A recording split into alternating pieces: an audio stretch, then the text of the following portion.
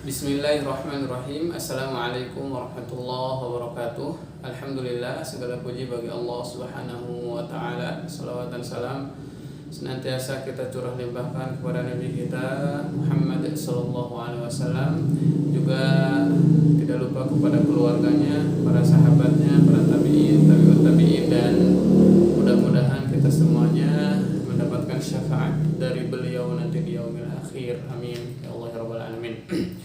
Sebelum kita mulai kepada pembelajaran kita, alangkah baiknya kita untuk sama-sama berdoa. Mudah-mudahan pembelajaran kita di video kali ini menjadi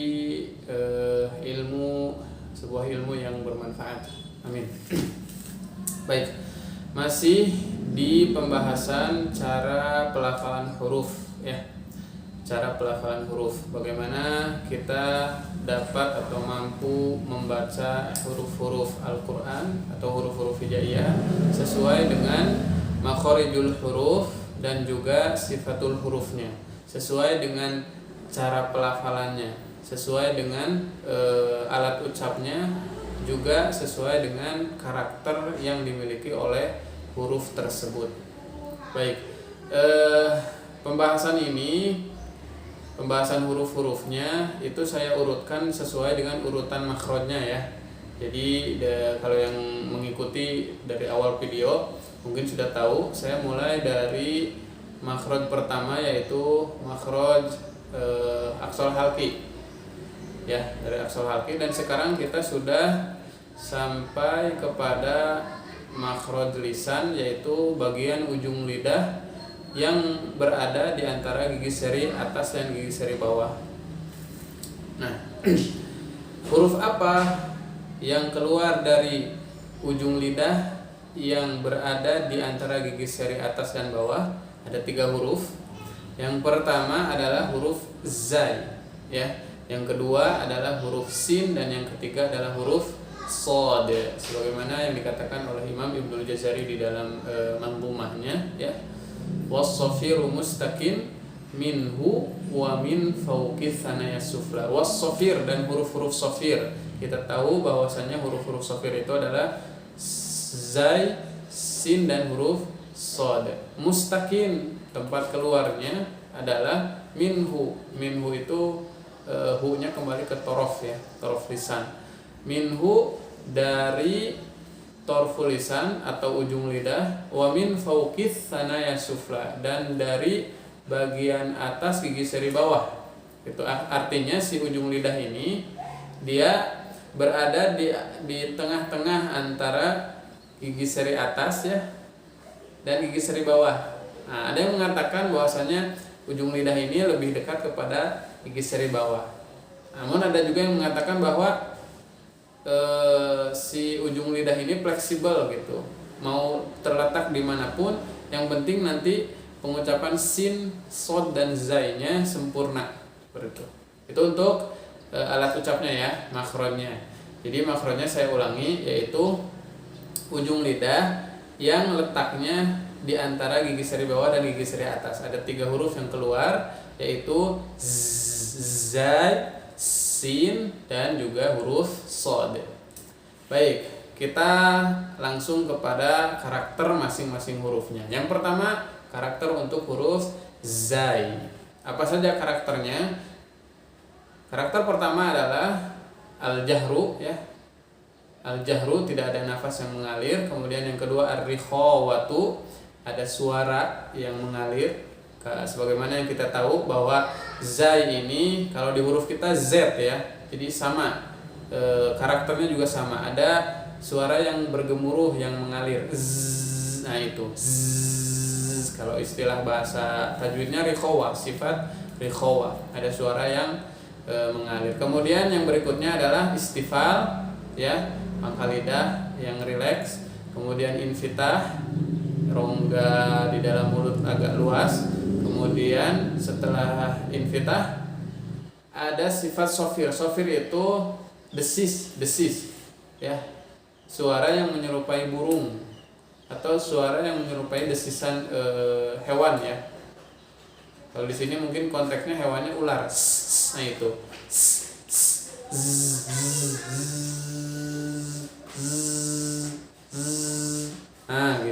za. Itu ya sifat terakhir, yaitu sifat sofir, desis. Baik, kita lanjutkan prakteknya. Zai sukun, sebelumnya fathah. Azwaja, azwaja. Kemudian zai sukun, sebelumnya kasroh. Wizrok, wizrok. Kemudian zai sukun, sebelumnya dhamma.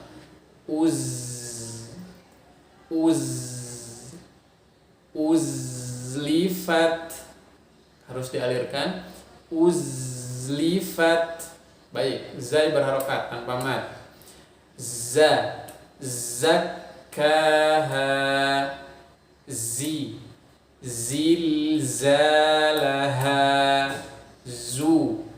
zulzilat. Zai berharokat disertai mad. Wa mizajuh. Ada dua di sini. Perhatikan kalimat di bawah ini ya. Ada dua, za sama ju. Pertama huruf za, yang kedua huruf jim. Nah, jangan sampai tertukar atau jangan sampai disamaratakan. Jadi za semua atau jadi jim semua. Jangan. Fokus, zainya mengalir, ada gemuruh suara ya. Kemudian kalau jim keras.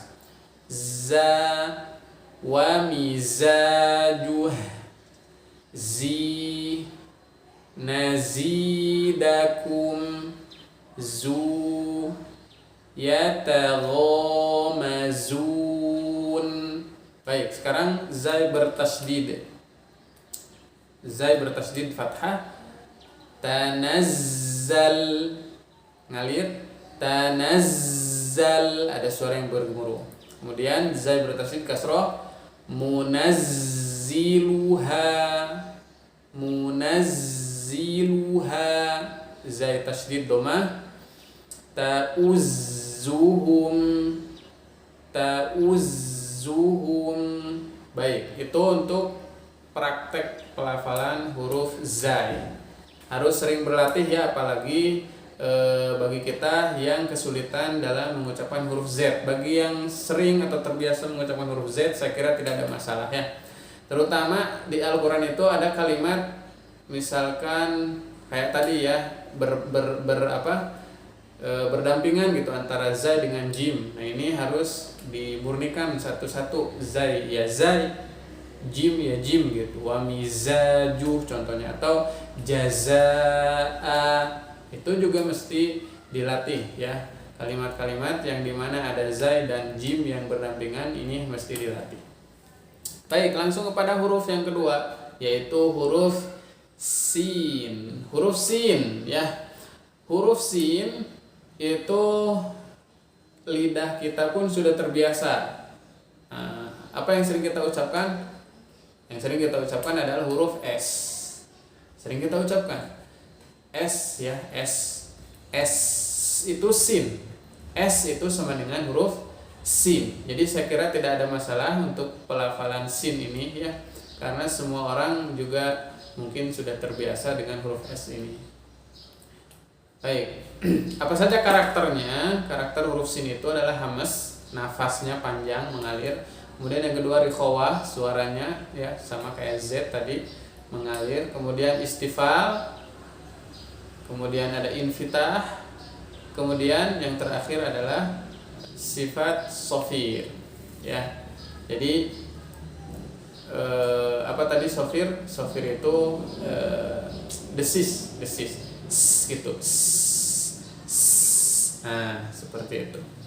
Baik, langsung saja kepada pelafalannya. Karena ini memang lidah kita sudah terbiasa, jadi kita bahas cepat saja ya. Asfal, istaghna, yusra. Kemudian sin fathah tanpa mad. Salam, silsilah, su'ilat, sin fathah disertai mad, sahun,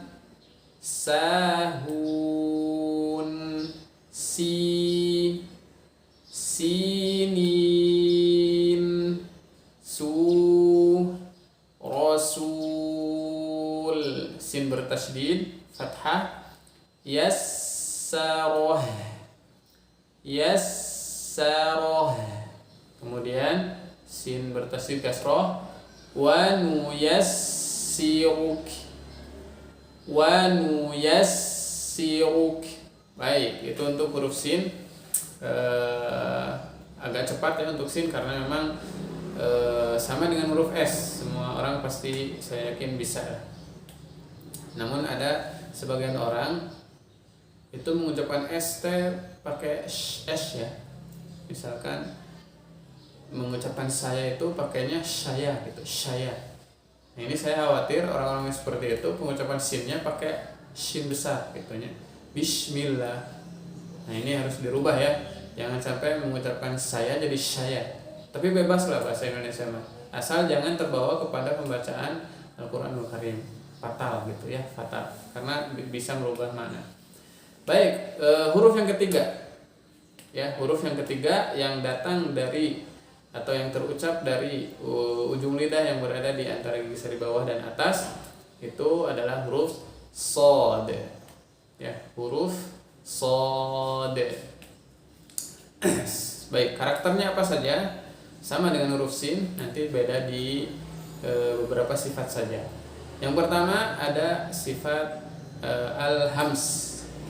Al-hams nafasnya mengalir, kemudian rikhawah juga suaranya mengalir. Kemudian yang ketiga adalah sifat isti'la. Nah, kalau tadi dua huruf pertama sifatnya istifal. Nah, sekarang shad lawan dari istifal. Jadi isti'la. Apa itu isti'la? Pangkal lidah yang terangkat ke langit-langit, menandakan bahwa huruf ini adalah huruf tafkhim gitu. Kemudian karakter berikutnya adalah itbaq, menempelnya pangkal lidah ke langit-langit sebagai penguat isti'la tadi. Jadi tafkhimnya tafkhim banget gitunya. Kemudian yang terakhir adalah sofir. Lagi-lagi ada sofir, desis. Ya, jadi ketiga huruf ini memiliki sifat sofir. Oleh karena tadi Imam Ibnu Jazari mengatakan wasofiru, huruf-huruf sofir gitunya. Jadi tiga huruf ini memiliki sifat sofir, yaitu apa? Desis. Ada bunyi desisnya. Zai, sin, shad. Nah, gitu. Baik, kita langsung kepada praktek ya. Praktek huruf shad. Seperti biasa, shad sukun sebelumnya fathah. Elsbah,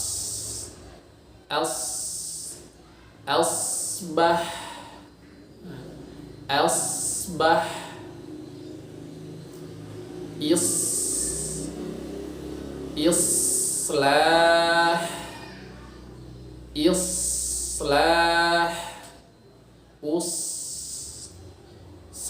uslih. Nah, ini yang perlu diperhatikan. Ketiga huruf ini karena makhrajnya sama, maka posisi mulut juga sama. Saya ulangi. Karena makhrajnya atau alat ucapnya sama, tadi dari mana sudah saya sebutkan ya, sudah kita bahas, maka posisi mulut sama. Zai sukun, az. Az. Sin sukun, as. Sekarang shad sukun, als. Tidak jadi gini, aus, enggak ya. Jadi sama antara ketiga huruf ini, pengucapan atau bentuk syafatainya sama karena makhrajnya sama ya. Apa yang membedakan? Yang membedakan itu tadi sifat isti'la dan istifalnya. Kalau zai dan sin istifal, kalau shad isti'la, pangkal lidahnya naik. Adapun bentuk syafatain ini sama. Saya ulangi. Zai, az, sin, as, shad, els, elsbah, islah, sauslih. Nah, Baik. Sekarang shad berharokat tanpa mad. So. Samakan dengan sin ya. Tadi sa, sekarang so. So. Sobba. Sobba. Si. Sibghah. Sibghah. Nah, kalau kasroh sama seperti to di video sebelumnya, ada suara khas si. Nah, itu dihasilkan dari pangkal lidah yang tadinya menempel dari atas turun terbanting. Jadi bunyi si. Sibghah. Kemudian dhamma su. Subha. Subha. Sekarang yang disertai mad so. Sohibah. Si. Musibuha. Su. Surah. Kemudian sekarang shad bertasydid fathah. Kasorim. Kasorim. Shad bertasydid kasroh. Fussilat. Fussilat. Kemudian yang bertasydid dhamma. Yaqusun. Yaqusun. Baik, seperti itu ya pelafalan huruf-huruf shafir ya, pelafalan huruf-huruf shafir. Jadi antara zai, sin, dan shad, saya ulangi lagi, bentuk syafatainnya ketika mengucapkan harus sama. Karena kenapa? Alat ucapnya atau makhorijul hurufnya sama. Nah, apa yang membedakan? Yang membedakan itu tebal dan tipisnya. Kalau zai dan sin tipis, kalau shad tebal. Ya, kalau shad tebal. Nah, saya ulangi lagi, kalau zai sama dengan z, ya, kalau sin sama dengan s, shad juga sama dengan s. Cuman s-nya disertai dengan ketika diucapkan ya, ketika diucapkan disertai dengan menempelkan pangkal lidah ke langit-langit. Baik, itu saja mungkin yang bisa disampaikan pada video kali ini. Mudah-mudahan bermanfaat. Jangan lupa dukung channel ini dengan klik tombol subscribe, like, komen, dan share ya, share seluas-luasnya agar makin banyak orang yang mengambil manfaat dari konten-konten yang ada di channel ini. Hatur nuhun, jazakumullahu khairan katsira. Wassalamualaikum warahmatullahi wabarakatuh.